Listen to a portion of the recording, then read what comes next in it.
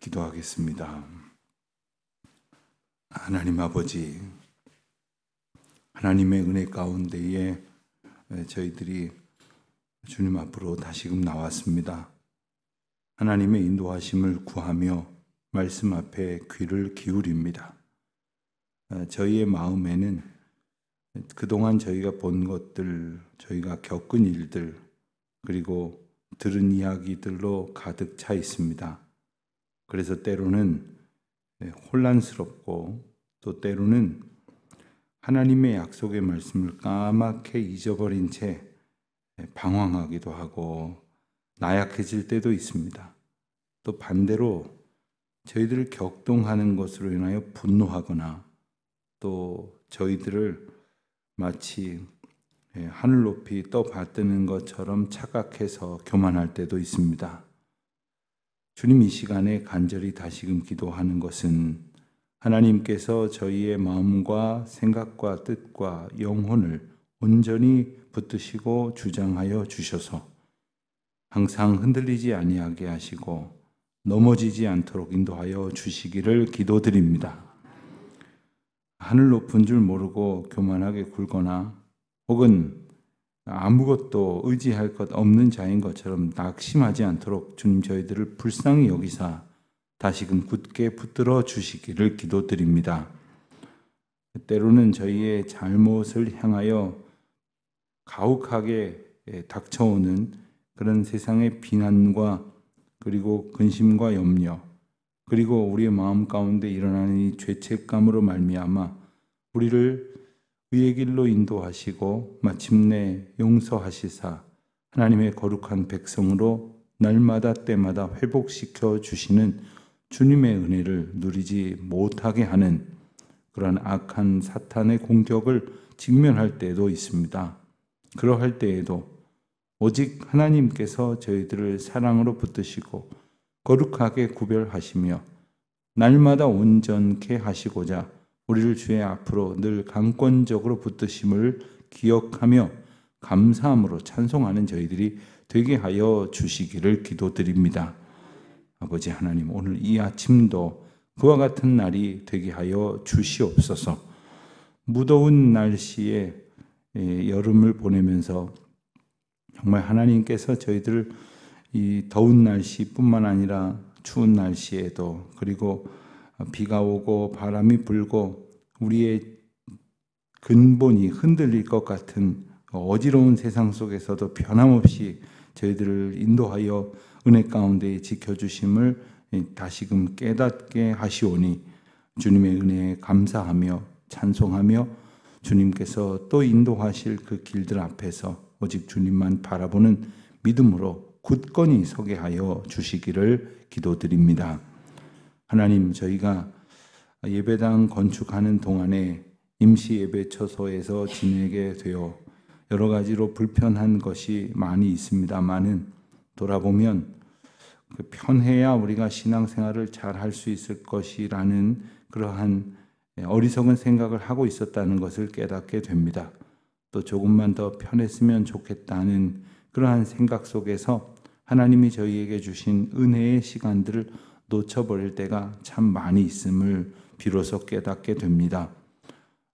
비록 여러 가지 형편이 이전에보다 혹은 저희들이 생각할 수 있는 다른 여건보다 훨씬 더 불편하고 어려울 그런 시간을 보내게 되었다 할지라도 주님께서 이 과정을 통하여 저희에게 겪게 하시고 깨닫게 하시고 그래서 하나님의 은혜를 사모하게 하시려는 인도하심 가운데 있음을 저희들이 잊지 않게 하여 주시옵시고 기쁘고 감사한 마음으로 저마다에게 주신 부르심과 인도하시는 사명 앞에 충성하여 교회로 교회된 본분 모든 백성들이 함께 나와 예배드리는 감격으로 충만한 나날이 되게 하여 주시기를 기도드립니다. 아버지 하나님, 어느덧 이제 토목 공사가 거의 마무리되어 가고 있습니다. 이제 예배당 자리가 놓여질 터가 이제 저희 눈앞에 보이게 되고 그리고 그곳에 다져질 그러한 기초 위에 예배당 건물이 서 갈 수 있도록 인도하여 주시니 참 감사합니다. 더운 날씨에 수고하는 우리 인부들 그리고 공사 관계자들 무엇보다도 생업에 또 여러 가지 사명에 충성을 다하면서도 예배당 건축의 일까지 맡아서 애쓰고 수고하는 우리 모든 주의 종들에게 하나님께서 크신 은혜와 권능을 덧입혀 주시기를 기도드립니다. 오늘도 내일 예배를 여러 모양으로 준비하는 이들에게 하나님 축복하여 주시옵시고 성전을 사모하는 하나님의 거룩한 공동체 되게 하신 교회를 사모하는 그리고 하나님의 거룩한 역사를 간절히 기도하며 기대하는 주의 권속들 되게 하여 주시옵소서. 여름 휴가철을 맞이하여 출타 중에 있는 교우들이 많이 있습니다. 한 사람 한 사람 지켜주시고 여행 중에 주님 돌보시사 하나님과 동행하는 기쁨으로 충만케 하옵소서. 해외에 있는 교우들, 지방에 있는 교우들, 군문에 나가 있는 우리 자녀들, 유학 중에 있는 젊은이들, 내일 준비하는 오늘의 걸음 속에서 내일의 우리의 삶을 또한 오늘과 같이 인도하시는 주님의 거룩하시고 온전케 하시는 뜻과 만나는 복된 날이 되게 하여 주시옵소서. 오늘도 주의 말씀 앞에 저희로 깨닫게 하시는 바를 듣게 하옵시고 그 마음에 새길 때에 저희의 마음을 괴롭히고 흔드는 그 모든 악한 괴계들을 넉넉히 이겨낼 수 있도록 믿음 위에 믿음을 더하여 주시옵소서. 감사드리오며 이 모든 말씀 우리 주 예수 그리스도의 이름으로 기도드립니다. 아멘. 열왕기하 말씀을 계속해서 봅니다. 열왕기하 18장 26절부터 37절까지 말씀입니다. 열왕기하 18장 26절부터 37절 우리 함께 한 목소리로 봉독합니다. hil기야의 아들 엘리야김과 셈나와 요아가 랍사게에게 이르되 우리가 알아듣겠사오니 청하건대 아람 말로 당신의 종들에게 말씀하시고 성 위에 있는 백성이 듣는 데서 유다 말로 우리에게 말씀하지 마옵소서. 랍사게가 그에게 이르되 내 주께서 네 주와 네게만 이 말을 하라고 나를 보내신 것이냐?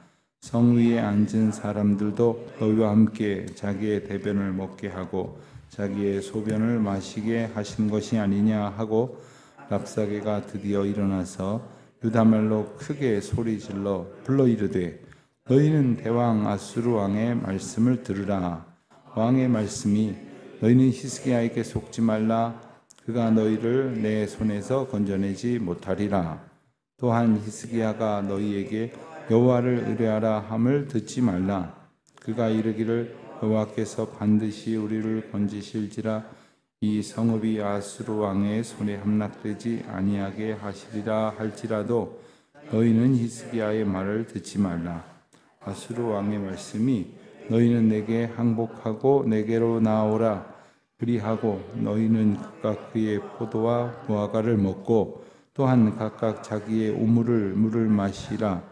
내가 장차 와서 너희를 한 지방으로 옮기리니 그곳은 너희 본토와 같은 지방 곧 곡식과 포도주가 있는 지방이요 떡과 포도원이 있는 지방이요 기름 나는 감람과 꿀이 있는 지방이라. 너희가 살고 죽지 아니하리라. 히스기야가 너희를 설득하여 이르기를 여호와께서 우리를 건지시리라 하여도 히스기야에게 듣지 말라.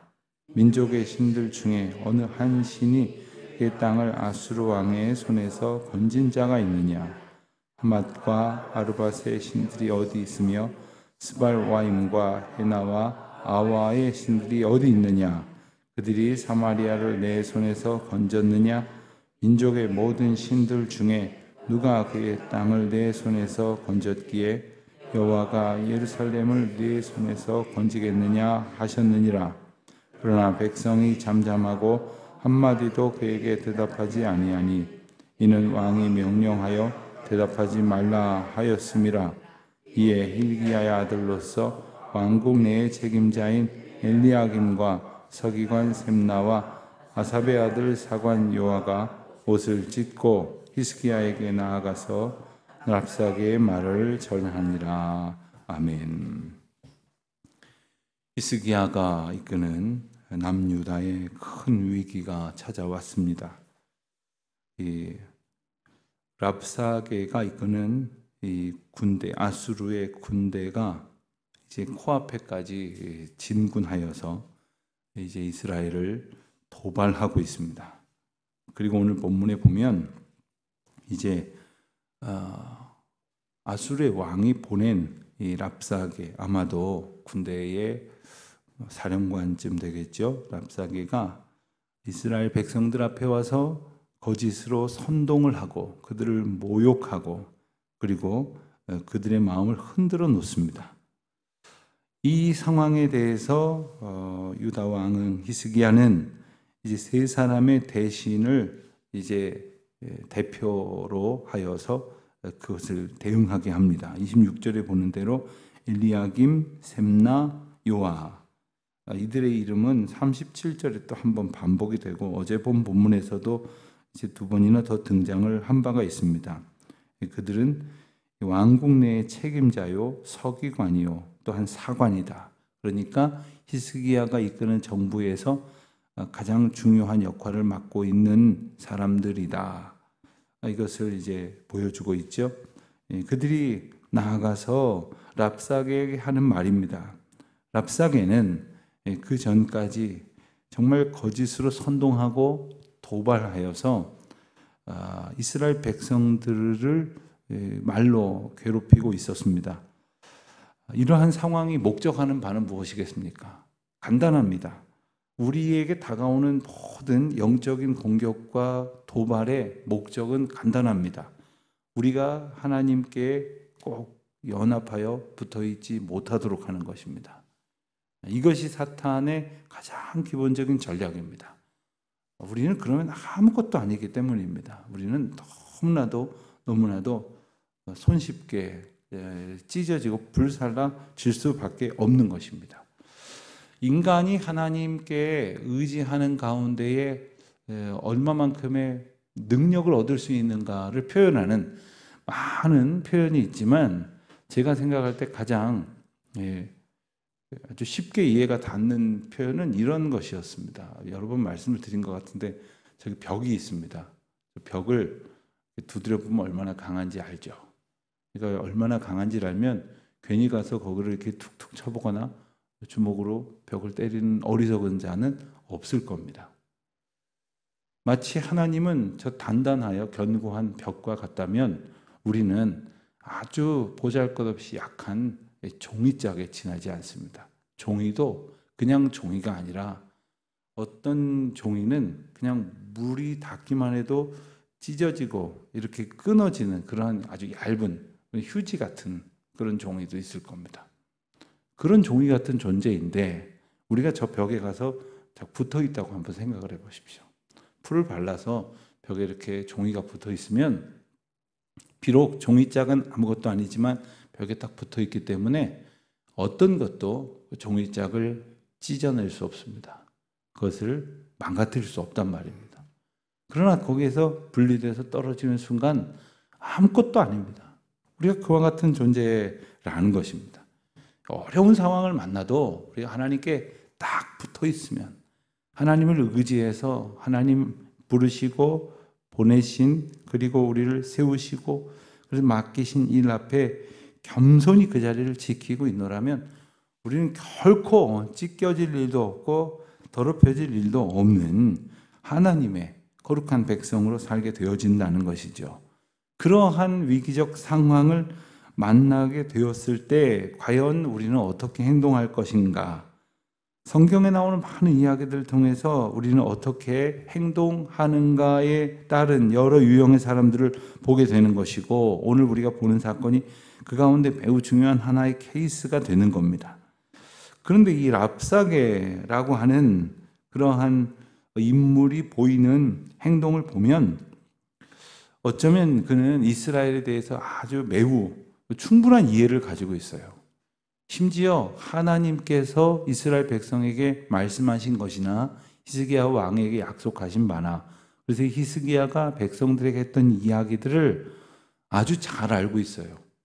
그리고 놀랍게도 그것을 때때로 인용하면서 백성들을 격동시키고 있어요. 그런데 놀라운 것은 뱀이 하와를 유혹할 때 또 하와가 넘어가서 아담을 유혹할 때 하나님 말씀이랍시고 한 이야기가 정확하게 하나님 말씀이 아니라 하나님 말씀을 완전히 분명하게 붙들지 못하는 까닭에 온전히 이해하지 못하면서 왜곡시킨다거나 그것을 믿기로 백성들을 미혹할 때에 아담이 넘어갔던 것처럼 백성들도 넘어가게 되었다는 겁니다. 그들이 이러한 격동에 대해서 기껏 반응한다는 말이 무엇이었습니까? 우리 백성들이 다 지금 듣고 있으니까 백성들 알아들을 수 없도록 우리 외교적인 언어로 이야기합시다. 당시의 외교 언어라고 이렇게 특정할 수는 없지만 대체적으로 모든 나라가 공용어처럼 사용했던 말은 아람어였습니다. 그 아람어는 예수님 당시에도 구어로 많이 이제 유대 백성들에게 사용되어졌었죠. 그러니까 이것이 넓게 통용이 되어졌으니 그 말로 해도 알아들을 것이니 우리 백성들 알도록 유대말로 히브리 말로 하지 말라 이렇게 간청을 합니다. 그런데 랍사게가 하는 말이 내가 지금 이야기를 고작 너희들에게만 하려고 하겠느냐? 모두가 다 들어야 될 것 아니냐? 모두가 다 얼마나 비참한 지경에 이르게 될지 알아야 할 것 아니냐? 그러면서 하는 말이 백성들에게 너희 왕 히스기야에게 속지 말라. 그가 너희를 구원하지 못할 것이다. 지금 현실적으로 보면 백성들이 듣는 그 말은 거의 당연한 것으로 받아들일 수밖에 없는 현실입니다. 왜냐하면 이제 아수르는 최강대국이고 아수르가 점령해 왔고 그리고 그 상황 속에서 히스기야가 내보낸 대표자들이 보이는 반응을 보면 우리는 이거 당장 결단나게 생겼구나라는 생각을 할 수밖에 없는 것입니다. 그러면서 히스기야가 했던 말 하나님을 의지하라 그리고 하나님께서 우리를 구원하실 것이다 라는 말씀을 이제 이 랍사게가 인용을 하면서 이야기를 하거든요. 이것은 부분적으로 맞지만 부분적으로는 틀린 이야기입니다. 하나님을 의지하면 하나님께서 우리를 붙드시는 것은 사실이지만 우리가 엄밀히 말하면 하나님을 붙들 때에 하나님께서는 우리를 하나님의 뜻 가운데에서 지키실 것이지 우리가 원하는 대로 되게 하시지 않는다는 것을 분명히 알아야 됩니다.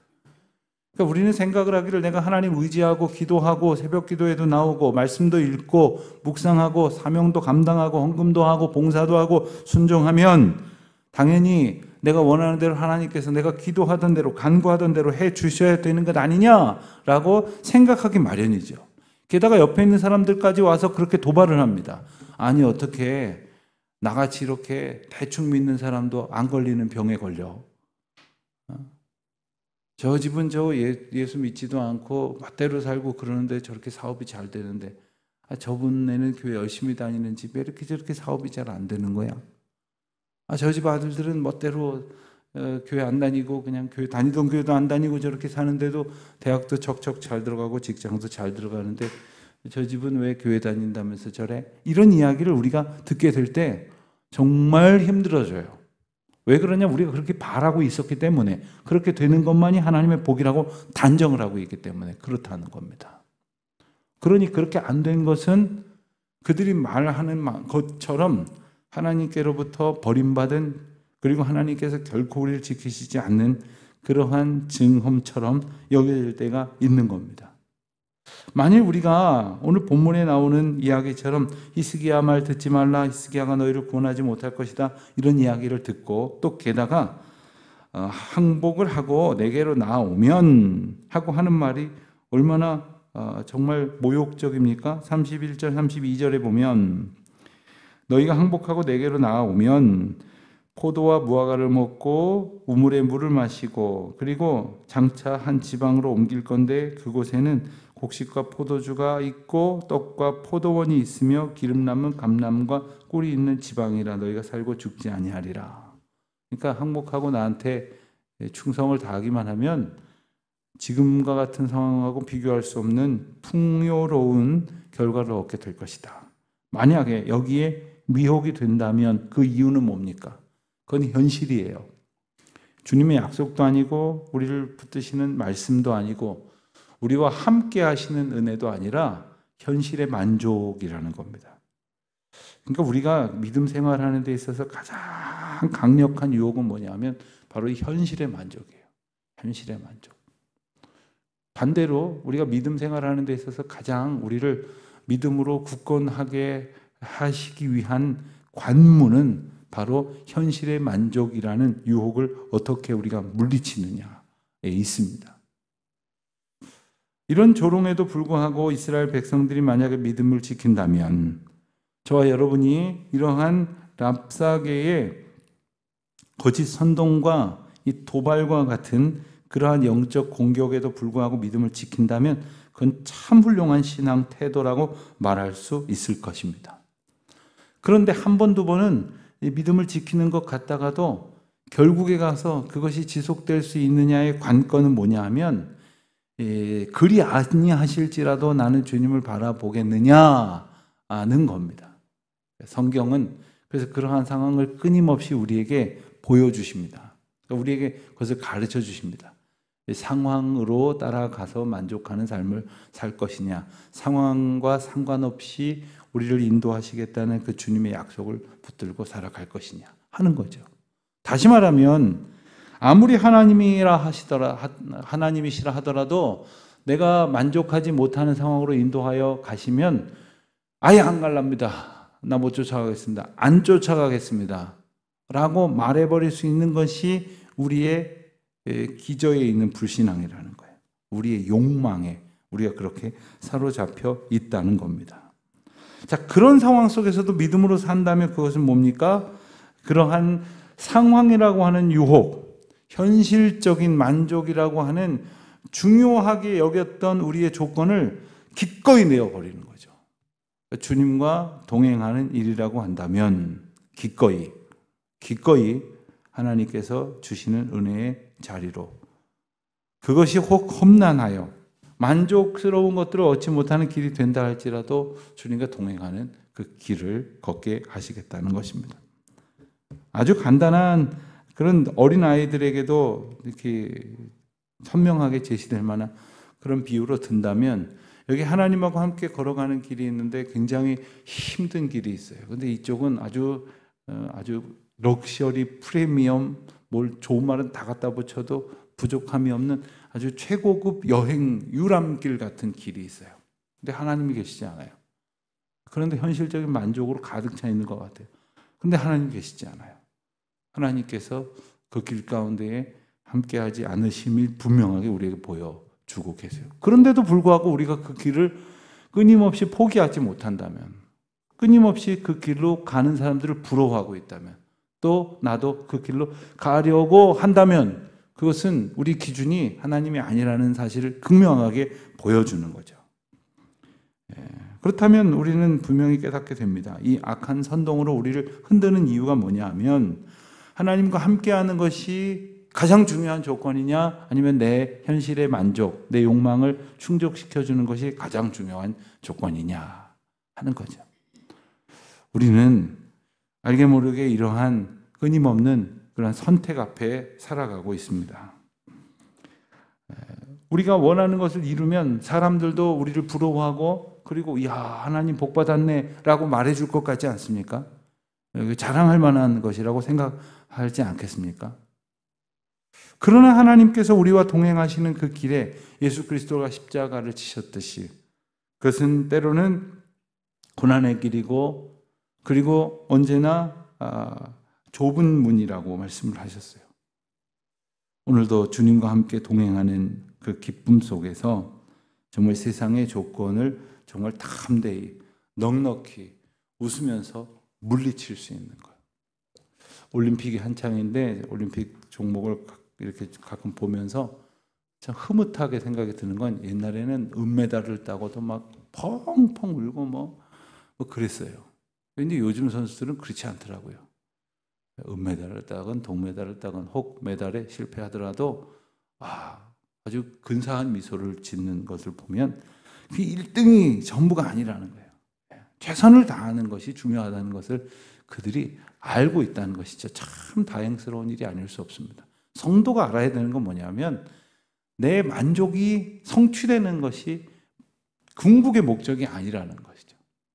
우리가 때로는 우리가 뜻하는 바대로 되지 않더라도 하나님이 원하시는 것이 이것이었군요. 좋습니다. 이것도 좋습니다. 주님과 함께라면 어떠한 상황 속에서도 좋습니다.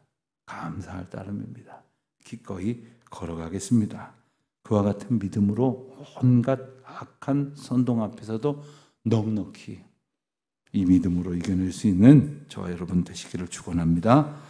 하나님 아버지, 오늘도 저희들이 살아갈 삶의 자리에서 이 세상의 악한 선동과 끊임없는 도발에 직면하겠지만 우리 주님이 부어주신 풍성한 은혜와 허락하신 말씀을 통한 약속으로 든든히 무장하여 넉넉히 이겨낼 수 있도록 믿음 위에 믿음을 더하여 주시옵소서. 예수님의 이름으로 기도드립니다. 아멘.